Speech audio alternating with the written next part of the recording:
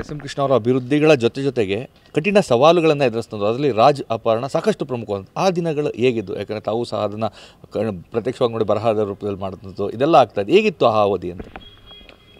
ರಾಜ್ಕುಮಾರ್ ಅಪಹರಣ, ನಾಗಪ್ಪ ಹತ್ಯೆ, ವಿಠಲನಹಳ್ಳಿ ಗೋಲಿಬಾರು, ಆಗ ಕಾವೇರಿ ಗಲಾಟೆ, ರೈತರ ಆತ್ಮಹತ್ಯೆ, 300ಕ್ಕಿಂತ ಹೆಚ್ಚು ಜನ ರೈತರ ಆತ್ಮಹತ್ಯೆ ಮಾಡ್ಕೊಂಡಿದ್ರು, ಬರ, ಇದನ್ನೆಲ್ಲ ನೋಡಿದರೆ ಬಹುಶಃ ಕರ್ನಾಟಕದ ಇತಿಹಾಸದಲ್ಲಿ ಅತಿ ಹೆಚ್ಚು ಸಂಕಷ್ಟವನ್ನು ಎದುರಿಸಿದಂತಹ ಮುಖ್ಯಮಂತ್ರಿ ಅಂದರೆ ಅದು ಎಸ್ ಎಂ ಕೃಷ್ಣ ಸಾಹೇಬರು.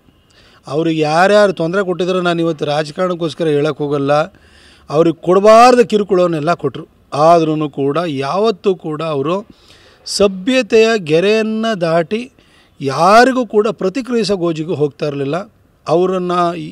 ಅವರ ಸಂಯಮವನ್ನು, ಅವರ ದೂರದೃಷ್ಟಿಯನ್ನು ಎಲ್ಲರೂ ಕೂಡ ಪಾಲಿಸಬೇಕು. ನನ್ನ ದೃಷ್ಟಿನಲ್ಲಿ ಕಳೆದ ಒಂದು 25-30 ವರ್ಷಗಳಲ್ಲಿ ಅವ್ರ ಥರ ಚೀಫ್ ಮಿನಿಸ್ಟರ್ ಇನ್ನೊಬ್ಬ ಬಂದಿಲ್ಲ. ಅವ್ರಿಗಿರೋಂಥ ಜ್ಞಾನದ ಒಂದು 10% ಇದ್ದಂಥ ಮುಖ್ಯಮಂತ್ರಿ ಕರ್ನಾಟಕ ಬಂದಿಲ್ಲ. ಕೊನೆಯದಾಗಿ ಅವರ ಒಂದು ಆ ಗುಣಗಳನ್ನು ಈಗಿನ ರಾಜಕಾರಣಿಗಳು ಅಳವಡಿಸ್ಕೋಬೇಕು ಅಂದರೆ ಯಾವ ರೀತಿ ಅಳವಡಿಸ್ಕೋಬೇಕು ಮತ್ತು ಅಳವಡಿಸ್ಕೊಂಡ್ರೆ ಯಾವ ರೀತಿ ಬದಲಾವಣೆಯನ್ನು ತರ್ಬೋದು? ನಮ್ಮಲ್ಲಿ ಇವಾಗ ಏನಾಗಿದೆ ಅಂತಂದರೆ ಎಲ್ಲರೂ ಕೂಡ ಪುಕಟ ಕೊಡೋ ಅಂಥದ್ದೇ ರಾಜಕಾರಣ ಆಗಿದೆ. ಓಟಿಗೋಸ್ಕರ ಯಾರು ಓಲೈಸುವಂಥದ್ದು ರಾಜಕಾರಣ ಆಗಿದೆ. ಸಾಲ ಮನ್ನಾ ಮಾಡ್ತೀವಿ, ಬಡ್ಡಿ ಮನ್ನಾ ಮಾಡ್ತೀವಿ. ನಮ್ಮ ಮುಖ್ಯಮಂತ್ರಿಗಳು ಅಷ್ಟೇ, ಬೇರೆ ಪಕ್ಷದ ಮುಖ್ಯಮಂತ್ರಿಗಳು ಅಷ್ಟೇ. ಇದರ ಆಚೆಗೆ ಅವರ ದೃಷ್ಟಿಕೋನನೇ ಹೋಗಲ್ಲ. ಆದರೆ ಈ ದೇಶದಲ್ಲಿ ಮೆಜಾರಿಟಿ ಆಫ್ ದಿ ಪಾಪ್ಯುಲೇಷನ್ ಏನಿದೆ ಅದು ಯಂಗ್ಸ್ಟರ್ಸ್ ಆಗಿದ್ದಾರೆ.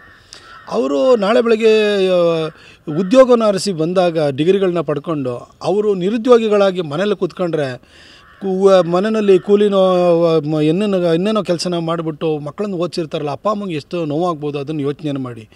ಅವ್ರಿಗೆ ಬೇಕಾಗಿರೋದು ನಿರುದ್ಯೋಗ ಭತ್ಯೆ ಅಲ್ಲ, ಕೆಲಸ ಬೇಕಾಗಿರೋದು.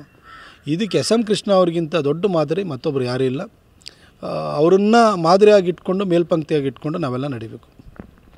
ಇದು ಪ್ರತಾಪ್ ಸಿಂಹ ಅವರ ಮನದಾಳದ ಮಾತುಗಳು. ಅವರ ಒಡನಾಟವನ್ನು ಬಿಚ್ಚಿಟ್ಟಿದ್ದು ಮತ್ತು ಅಪರೂಪದ ರಾಜಕಾರಣಿ. ಅವರ ಆ ಒಂದು ಮಾದರಿ ಅಳವಡಿಸ್ಕೊಂಡ್ರೆ ಖಂಡಿತವಾಗಿಯೂ ರಾಜ್ಯ ಅಭಿವೃದ್ಧಿ ಸಾಗ್ತದೆ. ಎಲ್ಲರೂ ಅದನ್ನ ಅಳವಡಿಸ್ಕೊಳ್ಳಿ ಅನ್ನೋ ಒಂದು ಕಿವಿ ಮಾತನ್ನು ಸಹ ಹೇಳಿದ್ದಾರೆ. ಕ್ಯಾಮ್ರಾ ಪರ್ಸನ್ ರಘು ಜೊತೆ ರಾಮ್, TV9 ಮೈಸೂರು.